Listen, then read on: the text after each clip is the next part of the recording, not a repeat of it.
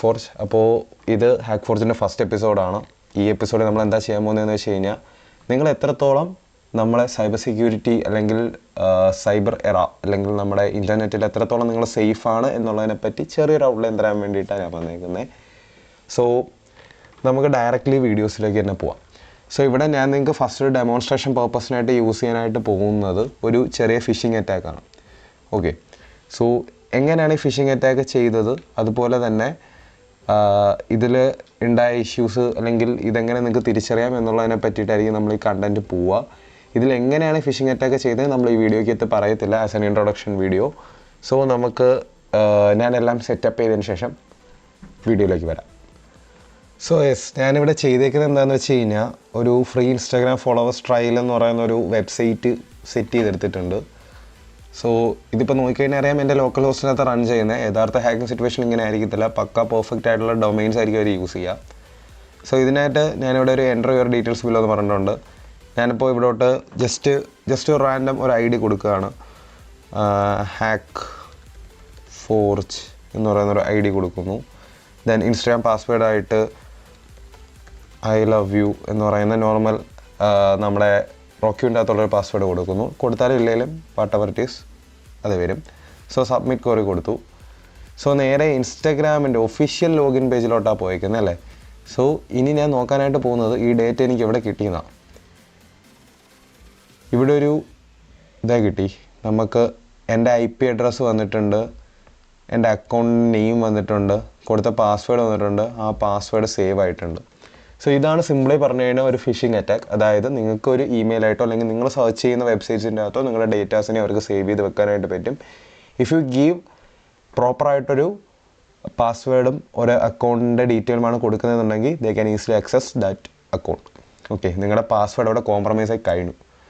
So ഇനി ഞാൻ വേറൊരു ഡെമോൺസ്ട്രേഷൻ കാണിച്ചു തരാം. ഇതെന്ന് പറയുന്നത് പ്യൂർലി ഹാക്കിംഗ് അല്ല, പ്യൂർലി സോഷ്യൽ എഞ്ചിനീയറിംഗ് ആണ്. സോ ഇനി ഞാൻ വേറൊരു സെനാറിയോ പറയാം. ഈ സെനാറിയോ എന്ന് പറയുന്നത്, നിങ്ങൾ ബസ് സ്റ്റേഷനിലും അതുപോലെ തന്നെ എയർപോർട്ടിലൊക്കെ പോകുന്ന ആൾക്കാരായിരിക്കും. സോ അവിടെ നിങ്ങൾക്ക് ഫ്രീ വൈഫൈ എന്ന് പറയുന്നൊരു സംഭവം കിട്ടും അല്ലേ. സോ ഈ ഫ്രീ വൈഫൈയിൽ കിട്ടുമ്പോഴത്തേക്കും നിങ്ങൾ പലരും കണക്ട് ചെയ്ത് യൂസ് ചെയ്യുന്ന ആൾക്കാരായിരിക്കും. ഇതിൻ്റെ അകത്തുള്ള ഇഷ്യൂ എന്താണെന്ന് വെച്ച് കഴിഞ്ഞാൽ, ഇഫ് ഒരാൾ പ്രോപ്പറായിട്ട് ഹാക്കിംഗ് അറിയാവുന്ന ഒരാൾ അവിടെ ഉണ്ടെങ്കിൽ man in the middle attack എന്ന് പറയുന്ന ഒരു അറ്റാക്ക് അവിടെ പെർഫോം ചെയ്യാനായിട്ട് പറ്റും. സോ തിയറി പോയിട്ടില്ല, നമുക്ക് ഡയറക്റ്റ്ലി എങ്ങനെയാണ് ഇത് ഇംപ്ലിമെൻറ്റ് ചെയ്യുന്നതെന്നുള്ള വീഡിയോയിലേക്ക് പോവാം. സോ അതും ഒന്ന് സെറ്റപ്പ് ചെയ്തിട്ട് പെട്ടെന്ന് വരാം.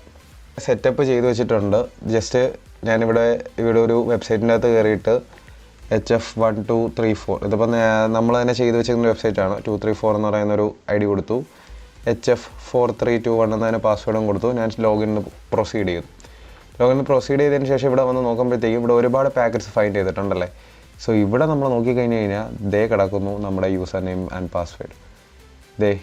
നമ്മുടെ userinfo.phpക്കകത്ത് പോയി കഴിഞ്ഞ് കഴിഞ്ഞാൽ അതിൻ്റെ എൻഡിങ്ങിലായിട്ട് നമുക്ക് നമ്മുടെ യൂസർ നെയിമും പാസ്വേഡും കാണാം.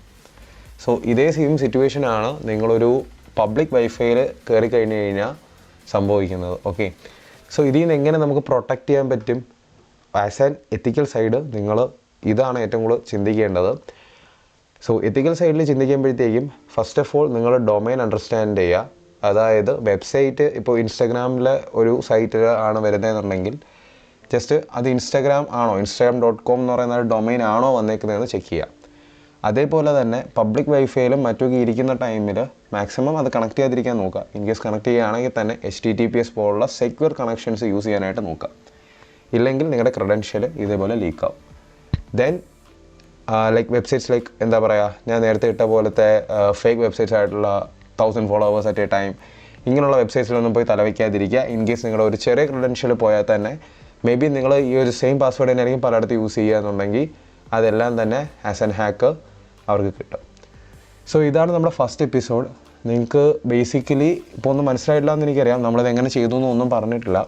സോ ഇതെങ്ങനെയാണ് ഇത് പെർഫോം ചെയ്യുന്നത്, അല്ലെങ്കിൽ ഇതെങ്ങനെയാണ് ഇതിൻ്റെ ഒരു റൂട്ട് മാപ്പ്, അങ്ങനെയുള്ള കാര്യങ്ങളെല്ലാം തന്നെ നമുക്ക് വരുന്ന വീഡിയോസ് ഡിസ്കസ് ചെയ്യാം. ആസ് ആൻ ഇൻട്രൊഡക്ഷൻ നമ്മളൊരു ഹാക്ക് ഫോർജിൻ്റെ ഫസ്റ്റ് എപ്പിസോഡ് എന്ന നിലയിൽ ഈ ഒരു സാധനം പറഞ്ഞതേ ഉള്ളൂ. സോ നിങ്ങൾ ഇൻട്രസ്റ്റഡ് ആണെന്ന് വിചാരിക്കുന്നു.